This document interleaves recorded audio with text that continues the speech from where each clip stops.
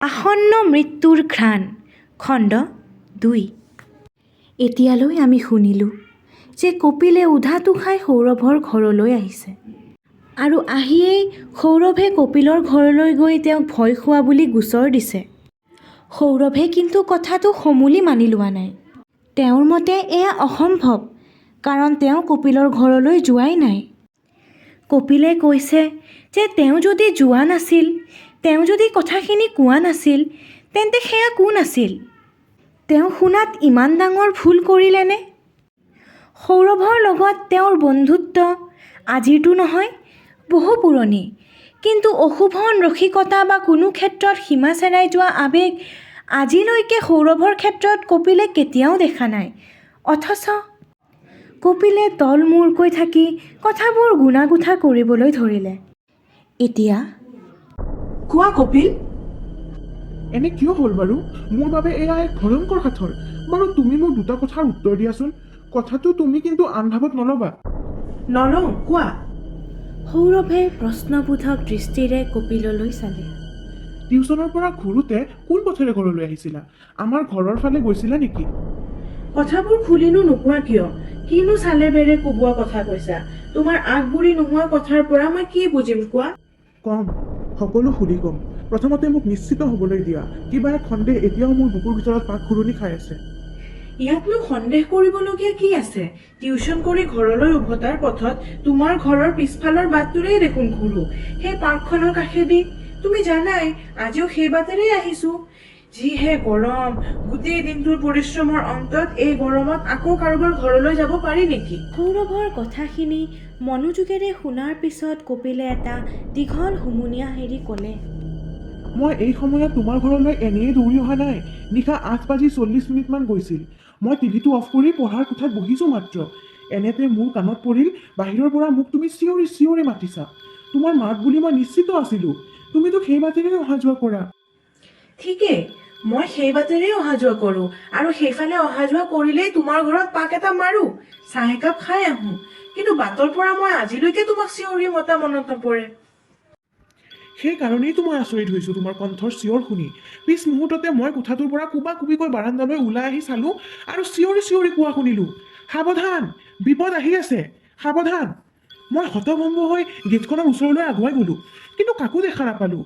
কিংকৰ্তব্য বিমূঢ় হৈ মই গেট খুলি বাহিৰলৈ ওলাই আহিলোঁ আৰু আলিবাটত থিয় হ'লোঁ। ইফালে সিফালে চাই মই তোমাক বিচাৰিলোঁ, কাৰণ তুমিয়েই যে মোক মাতি কথাবোৰ কৈছা তাত বিন্দু মাত্ৰ সন্দেহ নাই। মই বিমূঢ় হৈ পৰিছিলোঁ তোমাৰ তেনে অসংলগ্ন অস্বাভাৱিক আচৰণৰ কাৰণ ধৰিব নোৱাৰি। তাৰপিছত সৌৰভে উৎকণ্ঠাৰে সুধিলে। তাৰপিছত মই চিন্তিত মনেৰে পুনৰ মোৰ কোঠাটোৰ ফালে আগবাঢ়িছোঁ। ভাবিলোঁ তোমালৈ ফোন এটা কৰোঁ। এনেতে পৰিষ্কাৰভাৱে তোমাৰ কণ্ঠস্বৰ শুনিবলৈ পালোঁ। তুমি কৈছা, কপিল, যি গাত তুমি খান্দিছা তাতেই তুমি পৰি মৰাৰ সময় আহিছে। মই মিছা কোৱা নাই কপিল। সৌৰভে অবাক বিস্ময়েৰে চাই ৰ'ল কপিলৰ মুখলৈ। এই কথাখিনি কিন্তু তুমি বাটৰ পৰা কোৱা নাছিলা, কৈছিলা ঘৰৰ ভিতৰৰ পৰা। মই হতভম্ব হোৱাৰ বাহিৰে আন উপায় নাছিল। নিখুঁত তোমাৰ কণ্ঠ, সম্বোধনৰ ভংগী, কথাৰ যি টান, সকলোবোৰেই হুবহু একে। সৌৰভৰ মুখৰ পৰা তেতিয়াও বিস্ময়ৰ ৰেখ আঁতৰা নাছিল।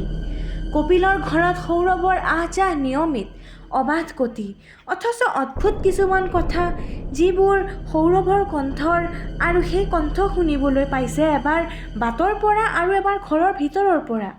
কপিলৰ আচাৰ আচৰণ দেখিয়েই সৌৰভে ঠাৱৰ কৰিব পাৰিছে যে কপিলে ভীষণ ভয় খাইছে। অৱশ্যে ভয় খোৱাটো স্বাভাৱিক। এনে এক অৱস্থাত পৰিলে যিকোনো লোকেই ভয় খাব। মই মোৰ পঢ়া কোঠাৰ ওচৰত গৈ থমকি ৰ'লোঁ। কপিলে পুনৰ ক'বলৈ আৰম্ভ কৰিলে। দ্বিতীয়বাৰ কথাবোৰ আৰু শুনিবলৈ নাপালোঁ। কিন্তু মই তেতিয়া কি ভাবিছিলোঁ জানা? মই বাটলৈ ওলাই যোৱাৰ সুযোগতে নিশ্চয় তুমি মোৰ পঢ়া কোঠাত সোমাই লুকাই আছা। মই কোঠাটোৰ ভিতৰলৈ সোমাই গৈ তোমাকেই উদ্দেশ্য কৰি ক'বলৈ ধৰিলোঁ, এইবোৰ চেঙেলীয়া ধেমালি এই বয়সত আৰু ভাল নালাগে বন্ধু। আজিকালি মদ খাবলৈ আৰম্ভ কৰিছা নেকি? ইমান অধপতন তোমাৰ। তাৰপিছত মই কোঠাটোৰ ভিতৰত তোমাক তন্ন তন্নকৈ বিচাৰিলোঁ, কিন্তু ক'তো বিচাৰি নাপাই আচৰিত হ'লোঁ। ঠিক সেই সময়তে মোৰ পৰিবাৰে হাতত চাহ একাপ লৈ কোঠাটোলৈ সোমাই আহিছিল। মোৰ চিন্তাক্লিষ্ট মুখখন দেখি তেওঁ প্ৰথমে ভয়েই খাইছিল। তাৰপিছত উদ্বিগ্ন হৈ মোৰ ফালে চাই সুধিলে, তোমাৰ কি হৈছে? এনেদৰে কিয় আছা? 2 মিনিটমান আগতে তুমি ক'ত আছিলা? ৰান্ধনী ঘৰত আছিলা নেকি?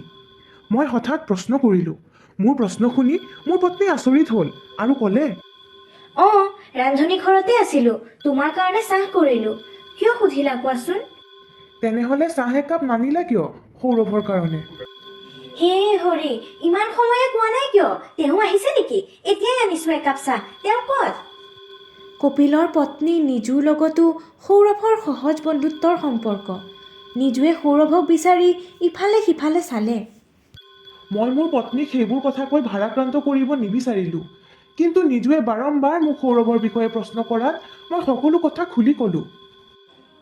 তুমি কিবা অদ্ভুত চিন্তা কিছুমান কৰি থাকা। এইবোৰ তোমাৰ মনৰ ভ্ৰম। কৈ নিজু আঁতৰি গ'ল। মই কিন্তু নিশ্চুপ হৈ বহি থাকিব নোৱাৰিলোঁ। মনটো পৰিষ্কাৰ কৰিবৰ কাৰণে মই তোমাৰ ওচৰলৈ লৰি আহিছোঁ। কপিলৰ মুখৰ পৰা সমস্ত কথা শুনাৰ পিছত সৌৰভো চিন্তিত হ'ল। কপিলে যে কোনো ধৰণৰ মিছা কোৱা নাই বা ধেমালি কৰা নাই, সেই ক্ষেত্ৰত সৌৰভ নিশ্চিত। কণ্ঠস্বৰ সম্পৰ্কত নিঃসন্দেহ হৈয়ে কপিল লৰি আহিছে সৌৰভৰ ওচৰলৈ। মনত কিবা সংশয় বা সন্দেহ থকা হ'লে কপিল ইমান বিচলিত নহ'লহেঁতেন। কণ্ঠস্বৰ সম্পৰ্কে মই সম্পূৰ্ণ নিশ্চিত। দুবাৰ শুনিছোঁ, মোৰ শুনাত ভুল হ'বই নোৱাৰে। অথচ তোমাৰ কথাৰ পৰা মই এতিয়া উপলব্ধি কৰিব পাৰিছোঁ যে সেই কণ্ঠস্বৰৰ অন্তৰালত তুমি নাই। মোৰ বন্ধুবৰ্গৰ মাজতো এনে কোনো ৰসিক বন্ধু নাই যি এনেদৰে নিকৃষ্ট ৰসিকতা কৰিব পাৰে। কথাটো যথেষ্ট ৰহস্যজনক নহয়নে? মই কথাটো চিন্তা কৰি কোনো আঁতি কৰি উলিয়াব পৰা নাই। ময়োতো কথাটো ভাবি অবাক হৈছোঁ। সৌৰভে ক'লে। তুমি হয়তো ক'ব পাৰা এয়া মোৰ শ্ৰৱণ বিভ্ৰম, যাক ইংৰাজীত কোৱা হয় হেলিউচিনেশ্যন অফ হিয়াৰিং। কিন্তু নহয়, সেইবোৰ মোৰ একো হোৱা নাই। সেই বিষয়ত মই নিশ্চিত। কপিলে ক'লে। সৌৰভ আৰু কপিল দুয়ো এই বিষয়ে নিশা 11 বজা পৰ্যন্ত কথা পাতিলে। এটা সময়ত কপিল যাবলৈ উঠিল। এই বিষয় লৈ বৰ বেছি চিন্তা কৰি নাথাকিবা। সৌৰভে ক'লে। নতুন কোনো মানসিক ৰোগত মই আক্ৰান্ত হৈছোঁ নেকি নাজানো।